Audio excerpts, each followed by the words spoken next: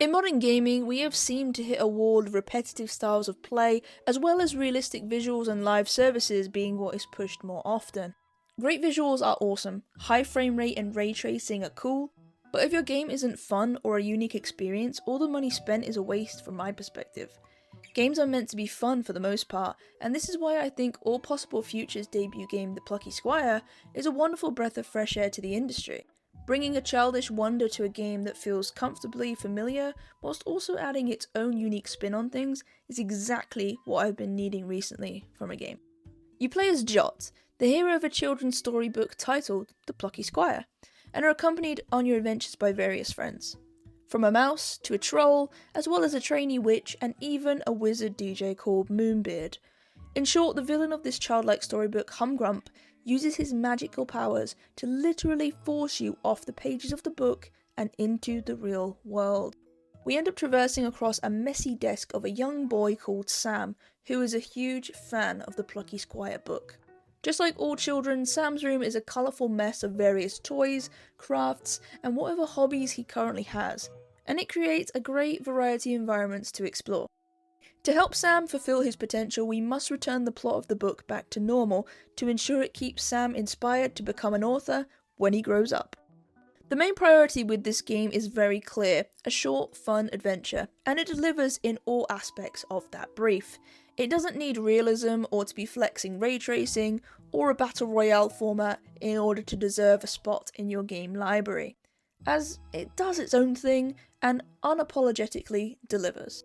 It's easy to make a comparison to the likes of Nintendo's A Link Between Worlds due to this dimension shift, but the Plucky Squire really does expand on that idea and take it to completely new and unique heights. Whether fighting a honey badger in a Punch-Out style battle, a 2D side-scroller shootout, or fighting an enemy from within a trading card, there's so much variety and uniqueness to keep your brain positively engaged. The environments take you back to that feeling of storybooks as a kid, plus all the cartoons you used to watch back in the day. The gameplay isn't difficult, but also it being easy doesn't make it boring. The gameplay fits what the vibe of the story is, if that makes sense to you. And the game truly thrives off of being more relaxed and a visual delight. The beauty of a game like this is how anyone can play it and find joy. From an adult to your grandma, all the way down to young kids, this game ensures everyone can play.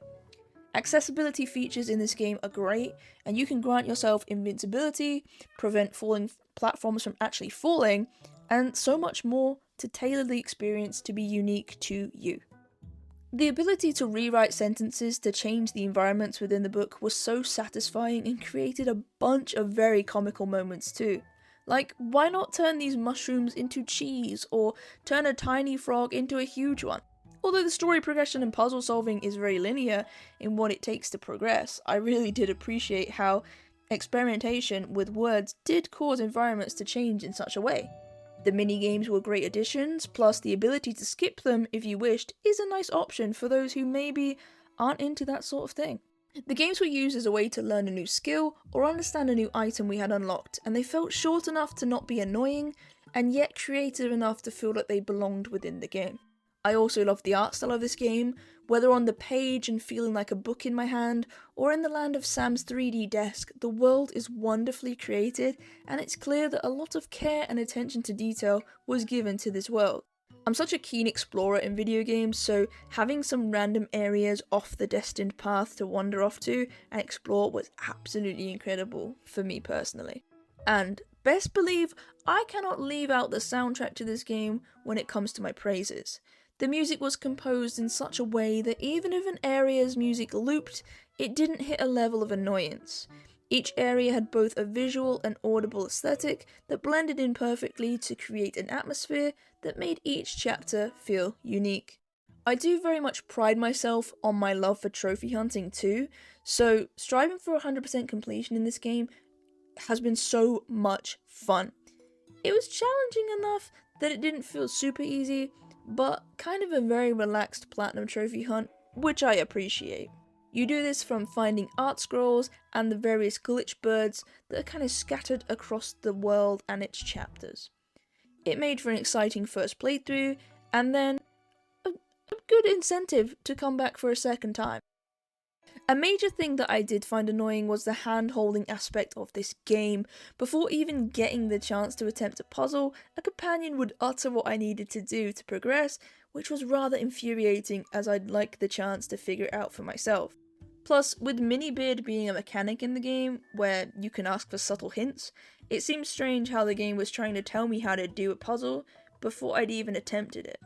Alongside this, another thing that was rather infuriating was how certain companion dialogue was too long-winded and unnecessary. I'd get cut off from exploration often, and it ruined the pacing of the game for chatter that I felt just didn't benefit me nor the story. Final critique is that the weapon upgrade variety, even though it was cool, it didn't seem to fit the game, and it didn't get utilized enough for my liking.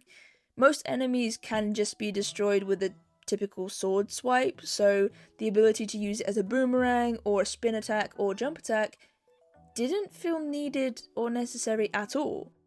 A way to fix this would be essentially having certain enemies that are only able to be stunned by a spin attack or by a jump attack, and that gives you the incentive to want to upgrade these skills, and it would feel worth investing in just a little bit more. For a debut game, I believe all possible futures prove how fun games will thrive in the current industry, over those who focus more on fashionable things like graphics and frame rate alongside a live service gimmick. There's things to work on for sure, but overall I had such a pleasant experience with the Plucky Squire and would recommend it to all of my peers. It's a game that anyone of any age and ability can enjoy, which I feel is something we always need in video games. Some flaws can be overlooked when you bring such enjoyment to a player, and so I give the Plucky Squire a 9 out of 10. Thank you for watching this video. Please don't forget to like, comment and subscribe to help out my channel. Let me know if you played this game and what you thought of it. I'll see you in the next video. Goodbye.